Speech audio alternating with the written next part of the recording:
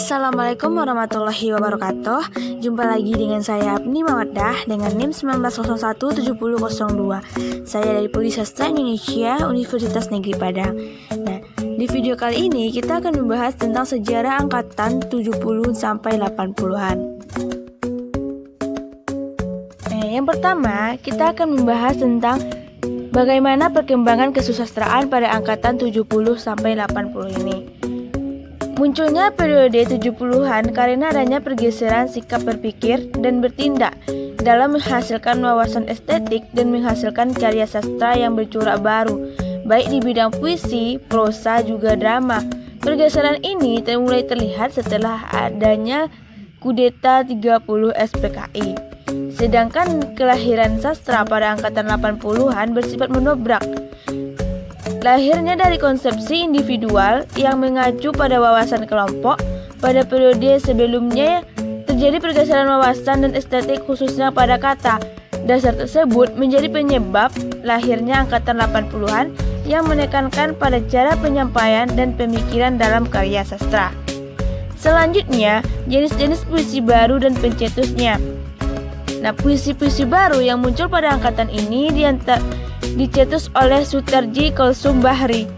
Adapun jenis-jenisnya yaitu ada balada, himne, ode, epigram, romansa, elegi, satire, distikon, terzina, kuatrain, kuin, sektet, septime, oktav atau tanza, dan soneta. Selanjutnya, pengadilan puisi. Pengadilan puisi ini merupakan konsep dan sikap Sutarji Kulsum Bahri yang dimuat pada tanggal 30 Maret 1973. Kata-kata bukanlah alat untuk mengantarkan pengertian. Dia bukanlah pipa yang menyalurkan air. Kata-kata adalah pengertian itu sendiri. Dia bebas. Kalau diumpamakan dengan kursi, kata adalah kursi itu sendiri dan bukan alat untuk duduk. Kalau diumpamakan dengan pisau, ia adalah pisau itu sendiri dan bukan alat untuk memotong atau menikam.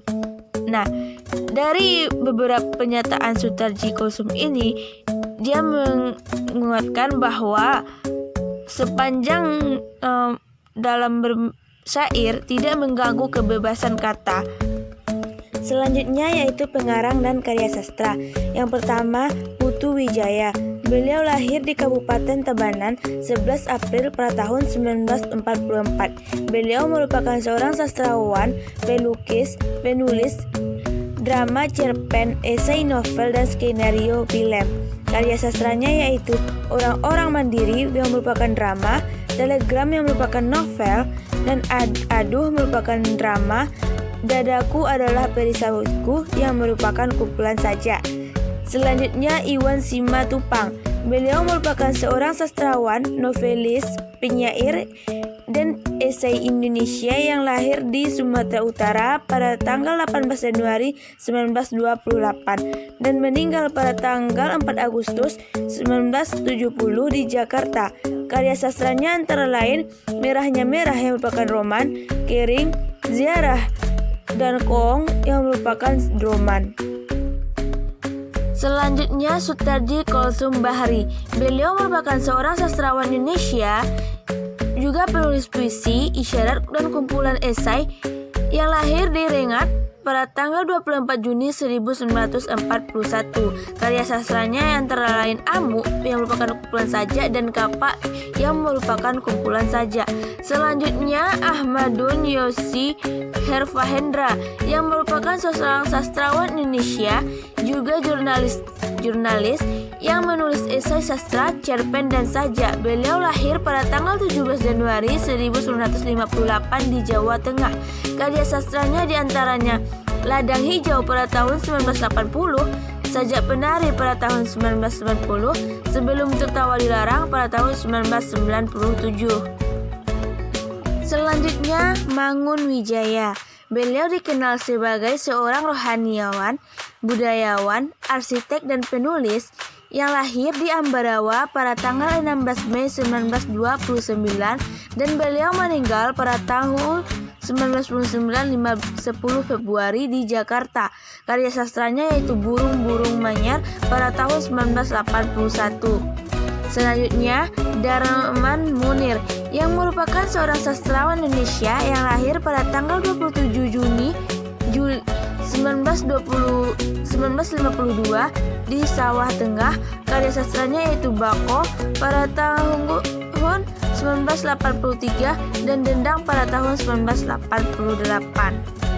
Baiklah teman-teman semua, setelah kita mengulas beberapa poin dari angkatan 70 sampai 80-an ini, mulai dari perkembangan kesastraannya, jenis-jenis puisi barunya, pengadilan puisi dan pengarang dan karya sastranya.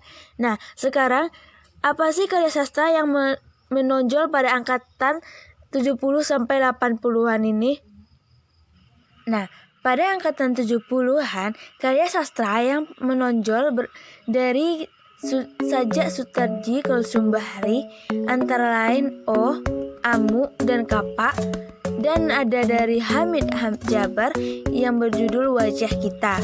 Sedangkan pada angkatan 80-an, karya sastra yang menonjol yaitu dari Mangun Wijaya yang berjudul Burung-Burung Manyar dan Bako dari Darman Munir.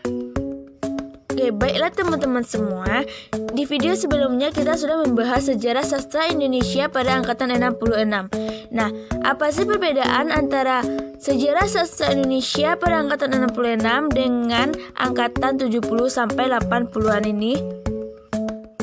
Nah, yang pertama, pada angkatan 70 sampai 80-an didominasi oleh roman percintaan. Sastranya beraliran surrealistik dan pop, penuh semangat dan eksperimentasi dalam penyampaiannya. Karya sastranya sudah tersebar luas di berbagai majalah dan penerbitan umum. Sedangkan pada angkatan 66 dikenal gaya epik pada puisinya dan banyak menggunakan gaya retorik dan slogan. Ceritanya berlatar belakang perang. Baiklah teman-teman semua, saya sudah membahas beberapa poin dari sejarah sastra Indonesia pada angkatan 70 sampai 80 ini.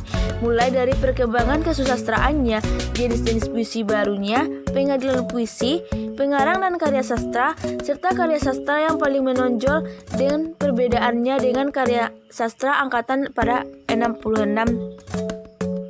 Baiklah teman-teman semuanya, terima kasih sudah menonton video saya. Semoga pembelajaran di video kali ini bisa bermanfaat dan menambah pengetahuan teman-teman semua.